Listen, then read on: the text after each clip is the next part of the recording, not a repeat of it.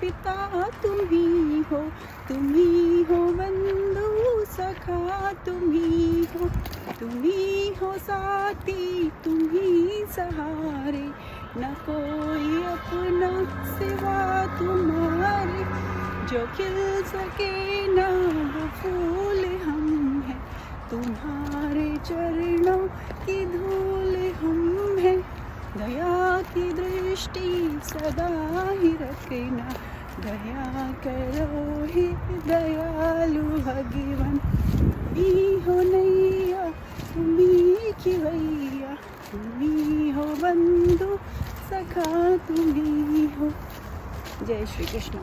Hello everyone, I hope all of you are safe and sound and having a lovely time. Namaste India, welcome back to my channel. So here I am with yet another new video. I hope आप सभी लोग बहुत अच्छे होंगे और अपना बहुत अच्छा वाला ध्यान रख रहे होंगे। और अगर आप मेरे चैनल पर नए जुड़े हैं तो a warm welcome to all of you and thank you so much everyone for watching my content. मैं बहुत अप्रिशिएट करती हूँ आप सभी के टाइम को।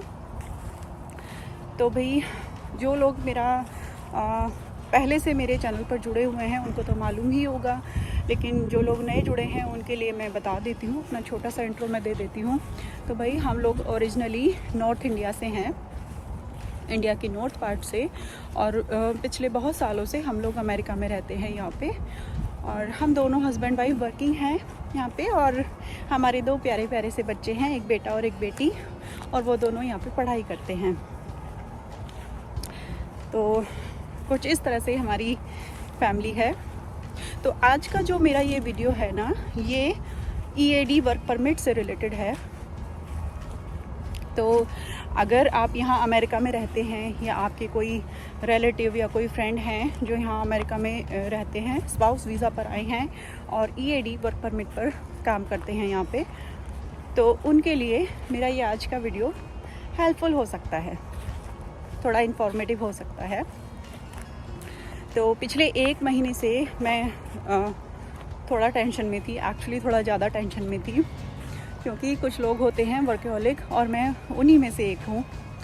मैंने हमेशा से काम किया है, अपनी टीनेज से मैंने काम करना स्टार्ट किया था और बस करते ही आ रही हूँ, और मुझे अच्छा लगता है काम करना, बिज़ी रहना, इंडिपेंडेंट रहना मुझे अच्छा लगता है। तो बहुत सारे लोग जैसे जानते भी हैं, मैं यहाँ पर अमेरिका अपने हस्बैंड के साथ आई थी, स्पाउस वीज़ा पर, डिपेंडेंट वीज़ा पर मैं आई थी यहाँ पे। तो बहुत सालों तक मैंने यहाँ पे जॉब नहीं किया, क्योंकि मेरी बेटी छोटी थी और मेरे पास वर्क परमिट भी नहीं था, तो मैं लीगली काम नहीं कर सकती थी यहाँ पे। तो क्या होता है, जब आप अमेरिका आते हो ना, तो जब आपका ग्रीन कार्ड फाइल हो जाता है और आपका I-140 ग्रीन कार्ड स्पॉन्सर करते हैं, एम्प्लॉयर स्पॉन्सर करते हैं, ऐसे आप अपने आप से नहीं फाइल कर सकते, स्पॉन्सर ही होता है, आपका एम्प्लॉयर स्पॉन्सर करता है। तो जब आपका ग्रीन कार्ड फाइल हो जाता है और I-140 अप्रूव हो जाता है, उसके बाद आपके स्पाउस का, जो डिपेंडेंट वीज़ा पर आए हैं, चाहे वो हस्बैंड हो या वाइफ हो, उसके बाद I-140 अप्रूव होने के बाद आपके स्पाउस का वर्क परमिट आता है, जिसको यहाँ पर EAD बोलते हैं। EAD कार्ड होता है, वो वर्क परमिट होता है डिपेंडेंट स्पाउस का। तो हमारा जब ग्रीन कार्ड फाइल हो गया था और हमारा I-140 अप्रूव हो गया था, उसके बाद मेरा वर्क परमिट आया। तो फर्स्ट टाइम जब मेरा वर्क परमिट आया तो 2.5 साल के लिए आया था, 2.5 साल पहले मुझे वर्क परमिट मिला है यहाँ पे। तो अब वो 2.5 साल मेरा यहाँ पे अब ये जुलाई 30 को पूरा हो रहा था। तो मेरे पास एक अच्छा खासा जॉब है, पिछले 2.5 साल से मैं एक अच्छा खासा जॉब कर रही हूँ यहाँ पे हेल्थ केयर में। तो अब मैं पिछले एक महीने से मैं बहुत टेंशन में थी, तो क्योंकि जुलाई 30 को मेरा लास्ट डे है वैलिड वर्क परमिट का। तो मैंने जून मंथ में अप्लाई किया था, अपने डॉक्यूमेंट्स डाले थे रिन्यूअल के लिए, EAD रिन्यूअल के लिए। तो और मैं तब से बहुत टेंशन में थी, मैं एवरीडे अपना मेल चेक करती थी, मेल बॉक्स में डेली चेक करती थी जब भी आती थी फार्मेसी से। और सबसे पहला काम मेरा यही होता था, जाने से पहले और आने के बाद मेरा यही काम होता था कि पहले घर जाने से पहले और जॉब के लिए निकलने से पहले मैं अपना मेल बॉक्स चेक करूं कि आया है क्या।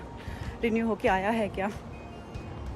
तो आज फाइनली पूरे 1 महीने के बाद मैंने जून 15 को मैंने अप्लाई किया था और अभी 1 महीने से थोड़ा ऊपर हो गया। और आज मुझे मेल आया है भाई, मेल बॉक्स में, यहाँ पे कोरियर को मेल बोलते हैं, तो मेल बॉक्स में आज मेरा डॉक्यूमेंट आया है कि मेरा जो केस है वो अप्रूव हो गया है। और इस बार जो मेरा परमिट रिन्यू होके आया है ना, वो अब इस बार 3 साल के लिए आया है। तो अब जुलाई 30 2027 तक वैलिड है मेरा वर्क परमिट अब। तो अगले 3 साल तक के लिए तो आई एम ऑल सॉर्टेड, मैं आराम से काम कर सकती हूँ। तो और ये तो मैंने पर्सनली एक्सपीरियंस किया है, लेकिन दूसरे लोग, कुछ हैं लोग जिनको मैं जानती हूँ यहाँ पे, जो कि ईएडी वर्क परमिट पे काम कर रहे हैं, तो उन्होंने भी शेयर किया था कि इतना टेंशन लेने की ज़रूरत नहीं है, अब जल्दी आ जाता है, ईएडी रिन्यू होके एक्सपायर होने से पहले ही आ जाता है, क्योंकि रूल्स थोड़े चेंज हुए हैं। पर क्योंकि ना मेरा फर्स्ट टाइम था परमिट मिलने के बाद, ये मेरा फर्स्ट टाइम था रिन्यूअल का, तो मैं टेंशन में थी, क्योंकि मैंने मेरे सर्कल में मैंने दूसरे लोगों से सुन रखा था जिनको मैं बहुत क्लोजली जानती हूँ कि वो वर्क परमिट पे हैं, ईएडी वर्क परमिट पे, और उनका रिन्यू होके नहीं आया, उनको जॉब छोड़ना पड़ा, क्विट करना पड़ा, क्योंकि आया ही नहीं परमिट और एक्सपायर हो गया। लास्ट वाला उनका जो पहले वाला था वो एक्सपायर हो गया, और फिर रिन्यूअल के लिए जो डाला वो टाइम से आया नहीं, 6 महीने लग गए, किसी किसी केस में 1-1 साल भी लगा है, ऐसा भी हुआ है। लेकिन अभी मैंने पर्सनली भी एक्सपीरियंस किया है भाई, मेरा एक्सपायर अभी 30 को होना है और मेरा आ गया रिन्यू होने से पहले ही। तो अब मुझे घर बैठने की ज़रूरत नहीं है, थैंकफुली मैं बेरोज़गार होने से बच गई हूँ एक बार फिर से। तो मैं सच में बहुत ज़्यादा टेंशन में थी, मैं बता नहीं रही थी किसी के साथ, मैं शेयर नहीं कर रही थी, पर मैं बहुत टेंशन में थी, क्योंकि मैं हमेशा से ही ना मैंने काम किया है, मैं बहुत वर्कहॉलिक रही हूँ। यहाँ आने के बाद भी मैंने टीनेज में वर्क स्टार्ट किया था, टीनेज में मैंने स्टार्ट किया था काम करना। मैं 17 ईयर्स की थी जब से मैंने काम करना स्टार्ट किया था, और हमेशा से एक बार जो स्टार्ट किया तो फिर बंद नहीं किया, कुछ ना कुछ मैं हमेशा से करती रही हूँ। मैं इंडिपेंडेंट रही हूँ अपनी टीनेज से ही। और यहाँ आने के बाद भी जब मैं डिपेंडेंट वीज़ा पर आई ना अमेरिका, उसके बाद भी मैं, क्योंकि वर्क परमिट तो नहीं था मेरे पास यहाँ पे, मैं पढ़ाई कर सकती थी, वॉलंटियरिंग कर सकती थी और सोशल वर्क में वो सब कर सकती थी, तो मैं कुछ ना कुछ करते रही हूँ, भले ही पैसे के लिए नहीं, पर मैंने अपने आप को इंगेज रखा है, कुछ ना कुछ सीखते रहना, सोशल वर्क करना, और नहीं तो कुछ सीखने को मिलता है, ये सब मैंने मतलब अपने आप को इंगेज रखा है। तो मैं वर्कहॉलिक हूँ यार। और अभी तो क्योंकि पिछले 2.5 साल से जब से मुझे वर्क परमिट मिला, वर्क परमिट मिलने के विदिन 1 वीक ही मैं जॉब पर थी, मेरे हाथ में जॉब था। तो अब मेरे लिए बहुत मुश्किल था एक बार फिर से घर बैठना। हालांकि देखिए, घर संभालना भी कोई आसान काम नहीं है। जो होम मेकर का जॉब होता है ना, वो तो भाई 24/7 होता है, और वो अपने आप में इजी नहीं है। मुझे पर्सनली ऐसा लगता है, क्योंकि मैंने दोनों लाइफ एक्सपीरियंस की हैं, फुल टाइम वर्किंग होना और फुल टाइम होम मेकर होना, मैंने दोनों एक्सपीरियंस किया है। तो भाई मैं अपने एक्सपीरियंस के साथ भी कह सकती हूँ कि जो होम मेकर वाली लाइफ होती है ना, वो तो 24/7 होती है, अनपेड होती है और अनएप्रिशिएटेड होती है, जो कि बहुत बुरी बात है। ऐसा नहीं होना चाहिए, हमें होम मेकर्स को और ज़्यादा अप्रिशिएट करना चाहिए, क्योंकि देखिए जब हम लोग बाहर जाके काम करते हैं ना, तो हमें हमारे काम के लिए अप्रिशिएट किया जाता है, टाइम पर हमें हमारे काम के लिए सैलरी भी मिलती है अच्छी खासी, और एक रिकग्निशन भी हमें मिलता है। लेकिन जो हमारे होम मेकर्स होते हैं, जो कभी भी बाहर जाके काम नहीं करते, पैसे नहीं कमाते, बहुत सारे केसेस में हम उनको ना तो अप्रिशिएट करते हैं, और उनको टाइम पर रियलाइज़ होता है कि उनकी कोई वैल्यू नहीं है। तो ऐसा नहीं होना चाहिए, हमें अप्रिशिएट करना चाहिए, क्योंकि पर्सनली ये मैंने खुद भी फील किया है, खुद भी मैंने एक्सपीरियंस किया है कि कितनी अनएप्रिशिएटेड और अनपेड जॉब होती है होम मेकर होना।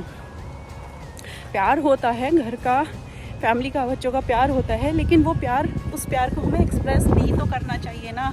अंडरस्टूड होना काफ़ी नहीं होता है, हम सब इंसान हैं और हमें एप्रिशिएशन चाहिए होता है। भले ही पैसे ना मिले, लेकिन टाइम टाइम पर अप्रिशिएट करो, एक्सप्रेस करो कि होम मेकर्स की कितनी वैल्यू है। वो पूरे घर को संभालती हैं या संभालते हैं। होम मेकर हस्बैंड भी हो सकते हैं, यहाँ पर होते हैं, अमेरिका में होम मेकर हस्बैंड भी होते हैं, तो हमें अप्रिशिएट करना चाहिए। तो भाई, अगर आप यहाँ अमेरिका में रहते हो और EAD वर्क परमिट पर काम करते हो, या आपके कोई रिलेटिव या कोई फ्रेंड हैं जो यहाँ अमेरिका में रहते हैं और EAD वर्क परमिट पर काम करते हैं यहाँ पे, तो आप ये इन्फॉर्मेशन उनके साथ शेयर कर सकते हो कि भाई अब इतना टेंशन लेने की ज़रूरत नहीं है। EAD वालों को अब बहुत टेंशन लेने की ज़रूरत नहीं है। अब रूल्स चेंज हुए हैं, कुछ अपडेट्स हुए हैं, तो अब बहुत टाइम नहीं लग रहा है। अब एक्सपायर होने से पहले ही EAD कार्ड आ जाता है, तो इतना टेंशन लेने की ज़रूरत नहीं है। तो चलिए, आज के वीडियो में मुझे यही शेयर करना था। आई होप कुछ नया जानने सीखने को आपको मिला होगा मेरे आज के इस वीडियो से। अगर अच्छा लगा है तो लाइक करना, शेयर करना, सब्सक्राइब करना चैनल को, और अच्छे अच्छे कमेंट्स भी आप कर सकते हो। तो चलिए, मैं मिलती हूँ बहुत जल्दी एक और अच्छे से इंटरेस्टिंग वीडियो या ब्लॉग के साथ। तब तक आप अपना बहुत अच्छा वाला ध्यान रखिए, सेफ रहिए, खुश रहिए, हेल्दी रहिए और पॉजिटिविटी स्प्रेड करते रहिए। Thank you so much for watching. नमस्ते इंडिया, स्टे ट्यून्ड।